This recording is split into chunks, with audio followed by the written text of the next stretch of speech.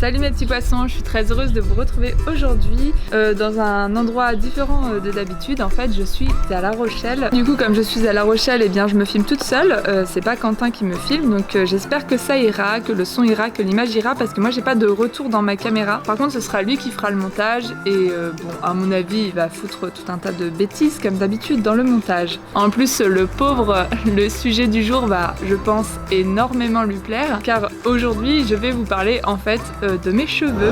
Non, ce n'est pas vrai. Ça fait longtemps qu'on me demande en commentaire ou en message privé comment est-ce que je fais pour entretenir mes cheveux longs et blonds alors que je suis quasiment tout le temps dans l'eau. J'ai réussi au fil des années à trouver des petites astuces pour essayer au maximum de les préserver alors que les pauvres, je leur fais payer vraiment très cher ma passion d'être une sirène.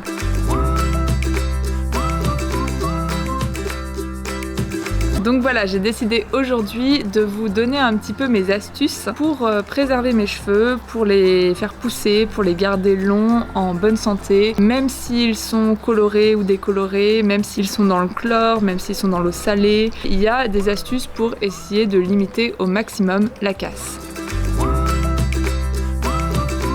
Alors ma première astuce pour préserver mes cheveux, c'est vraiment une astuce que j'ai mise en place au fil du temps et je trouve qu'il a vraiment extrêmement bien marché. Une guêpe. La première astuce pour préserver mes cheveux, c'est tout simplement de ne pas utiliser d'élastique, mais d'utiliser plutôt un chouchou. Alors je sais que c'est pas la mode du chouchou, mais franchement un chouchou en velours comme ça, si vous vous attachez les cheveux avec ça, en fait, ça ne va pas du tout abîmer vos cheveux, ça va pas du tout les marquer. Vous savez, parfois quand vous faites une couette avec un élastique, après vous avez un espèce de pli comme ça sur les cheveux, et on dit souvent que mettre un élastique, ça casse les cheveux. Dans la chevelure, vous avez vos cheveux du dessus, mais aussi vous avez des cheveux en dessous. Je sais pas si vous avez déjà remarqué, mais je pense que oui. On a des cheveux en fait derrière la nuque. Et en fait, ces petits cheveux, ils prennent extrêmement cher, notamment la nuit pendant notre sommeil, parce que c'est ceux qui sont justement derrière notre tête. Et ils sont coincés entre notre nuque et la tête d'oreiller, les draps, et ils prennent tous les frottements. Et un jour, je me rends compte qu'en fait, mes petits cheveux de derrière, ils étaient longs de pas plus de 10 cm, alors que j'ai quand même les cheveux longs, à cause de ça. En fait, du fait que je dorme dessus, qu'ils se prennent tous les frottements entre ma tête et l'oreiller. Je me suis demandé comment essayer de limiter la casse en fait pour mes cheveux. Et donc j'ai trouvé sur YouTube en fait qu'il y avait pas mal de youtubeuses qui avaient les cheveux très longs et qui conseillaient de se les attacher pour dormir en chignon au-dessus de la tête en fait. Vraiment de se faire un chignon comme ça qui passe au-dessus de la tête et de dormir comme ça. Comme ça les cheveux ne prennent pas du tout ni la transpiration ni le frottement des draps. Et franchement, dormir avec un chignon, ça ne m'allait pas du tout. J'arrivais pas à dormir, ça me tirait le cuir chevelu, je trouvais ça extrêmement désagréable. En plus le lendemain matin, je trouvais que les cheveux étaient quand même vraiment pas beaux parce qu'ils avaient pris le pli de leur forme dans le chignon et c'était pas magnifique on va dire. La solution que j'ai trouvée en fait c'est de me faire une tresse.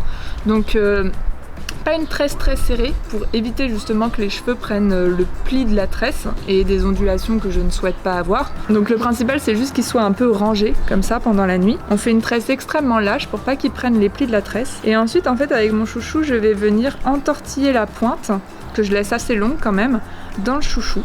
Donc comme ça la pointe est protégée aussi et elle n'est pas cassée par un élastique en fait, voilà. Mes cheveux sont complètement emprisonnés en fait dans cette coiffure et ensuite je dors soit avec les cheveux sur le côté, soit avec les cheveux au-dessus de la tête comme ceci et c'est pas du tout gênant. Vous voyez, j'ai quand même une belle masse de cheveux mais ça me fait pas de bosse derrière la tête, ça me gêne pas pour dormir, ça ne me tire pas le cuir chevelu et honnêtement c'est la meilleure solution que j'ai trouvée pour dormir. Ça fait à peu près, je dirais 1 an que j'utilise cette astuce et mes cheveux ont vachement poussé et sont beaucoup moins abîmés au réveil en fait.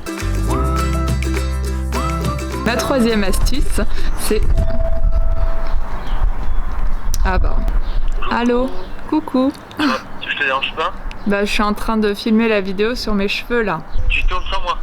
Bah oui, je tourne sans toi, je t'avais prévenu, je vais à La Rochelle. T'as pas voulu venir, donc écoute. Oui, c'est vrai. Donc tu fais la vidéo de tes cheveux, c'est ça le truc Ouais, ça va vachement t'intéresser, je pense, non? Tu parles de tes cheveux, ça intéresse tout le monde, forcément. Il arrête pas de critiquer mes cheveux, hein, pour la petite histoire. Non, mais non, je suis en parlant là ou... Ouais, en fait, là, ça a continué de tourner, du coup. Mais moi, j'adore quand tu parles de tes cheveux, tu sais, je trouve ça super intéressant. Je suis sûr que ça va intéresser tout le monde et je vais adorer faire le montage du coup de la vidéo où tu parles de tes cheveux pendant 5-10 minutes, 20 minutes, une demi-heure, je sais pas. Oh bah là je vais en parler pendant au moins 1 heure, tu vois, juste pour te faire plaisir. Oh là. Alors, on va faire un truc. Les petits poissons, si vous trouvez que ses cheveux sont beaux, mettez un j'aime. Sinon, mettez un j'aime pas. Comme ça, on va voir s'il faut vraiment que ses cheveux sont beaux. Non, Quentin, en fait, j'ai pas besoin de troll avec lui. Voilà, il est censé bosser avec moi, mais il fait lui-même le troll pour ma chaîne. C'est bien, comme ça, c'est un package, tu vois. Bon, alors, mettez des j'aime, hein, s'il vous plaît, parce que je vous jure, si j'ai plus trop de j'aime pas, ça retombera sur toi, Quentin. Je me vengerai. Je sais pas comment, mais je me vengerai. Tu te venges? Oui, bien sûr. La dernière fois dans la piscine, là, t'as déjà essayé de m'attraper le pied pendant que je te filmais, alors... Mais balance pas les dossiers comme ça, voyons. De toute façon, c'est moi qui fais le montage, je mets ce que je veux. C'est vrai. Vous voyez avec quoi je travaille? Avec quoi? C'est pas facile tous les jours. Oui, bien sûr. Tu retournes la situation là, complètement. Vous avez vu, je dois la supporter tous les jours. Tous les jours. C'est moi qui dois la supporter. Alors avant d'être coupée par Quentin, j'allais en venir à mon troisième conseil. Pendant des années, mes cheveux ne poussaient pas plus long que mes épaules en fait. J'arrivais pas à les faire pousser plus, malgré le soin que j'y apportais et le fait que je n'aille jamais les faire couper par exemple chez le coiffeur. Et un jour je fais un défilé pour L'Oréal et je me retrouve avec une modèle qui avait les cheveux super longs, super beaux, super lisses et tout, et qui les avait teints en violet. C'est des shows où les cheveux sont très abîmés parce que les coiffeurs ils doivent mettre en avant leur savoir-faire et ils sont dans le speed vu que c'est un défilé et ça m'est arrivé de finir ces défilés là avec des coiffures de fou mais les cheveux extrêmement abîmés qui avaient pris la laque, le fer, le sèche-cheveux toute la journée. Elle m'explique que en fait elle se les coupe tous les mois. Je lui dis non, c'est pas vrai, tu les coupes tous les mois et t'arrives à les avoir à cette longueur-là. Elle me fait oui, en fait, je me les coupe moi-même et à la lune montante. Pour ceux qui souhaitent jardiner avec la lune, ne confondez pas lune montante et lune croissante. Et en fait, je me coupe juste les micro-pointes, quoi, juste les mini-fourches que je vois dépasser. Je prends des ciseaux et je me les coupe. Et donc, depuis que je l'ai rencontré, j'ai appliqué à peu près cette astuce et franchement ça marche. Alors il paraît que se couper les cheveux ça les fait pas pousser parce qu'il n'y a pas de connexion entre le bout des cheveux et le cuir chevelu, enfin il se passe pas le mot en mode ça y est on vous a coupé on pousse, mais en fait ça donne un aspect plus propre aux cheveux, ça évite qu'ils s'abîment en fait sur la longueur. Et donc j'ai téléchargé un calendrier lunaire en fait qui est très bien, je vous mettrai le lien en description, qui explique quand est-ce qu'il faut se couper les cheveux pour qu'ils repoussent plus vite et quand est-ce qu'on peut s'épiler pour que la pousse du poil soit plus lente. Donc je sais qu'il y en a qui croient pas du tout à ces histoires de lune, etc. pour se couper les cheveux.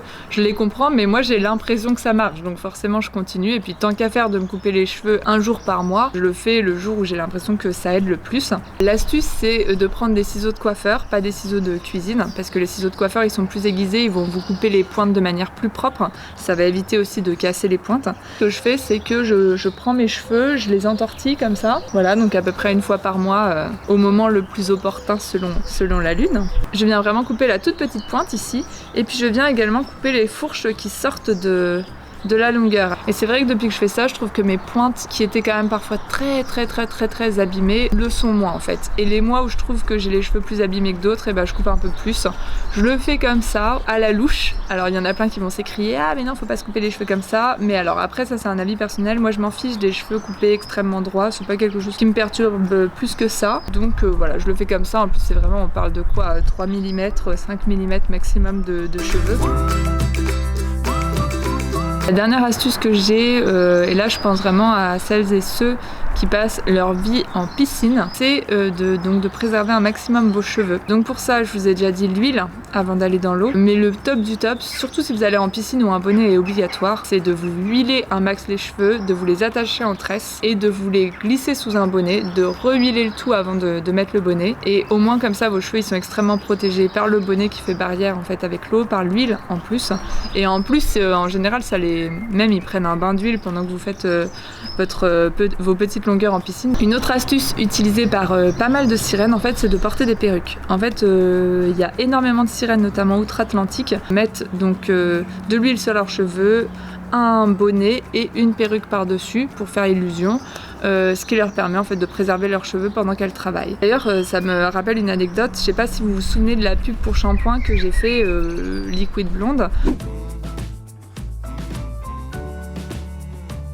Il y a énormément de sirènes qui avaient été contactées pour cette pub. Ils m'ont sélectionnée notamment, entre autres, parce que j'étais une des rares sirène à avoir les cheveux longs, blonds, qui pourraient supporter une journée chez le coiffeur à refaire des colorations, etc. pour avoir la couleur exacte qu'ils souhaitaient avoir pour leur pub, et 3 jours de tournage sous l'eau. Moi, il m'avait fait passer un entretien Skype, un casting, etc. pour vérifier la nature de mes cheveux, être sûr qu'ils supportent 3 jours de chlore. Donc voilà mes petits poissons, c'est la fin de cette vidéo. J'espère qu'elle vous a plu et que ça vous aidera, les conseils que je vous ai donnés. Si vous avez d'autres astuces à me proposer, eh bien n'hésitez pas à me le dire en commentaire, soit sous cette vidéo si les commentaires sont revenus, soit dans l'espace communauté. Je vous fais de gros bisous bulles. Je vous souhaite de très bonnes vacances d'été et puis je vous retrouve très bientôt sous l'eau.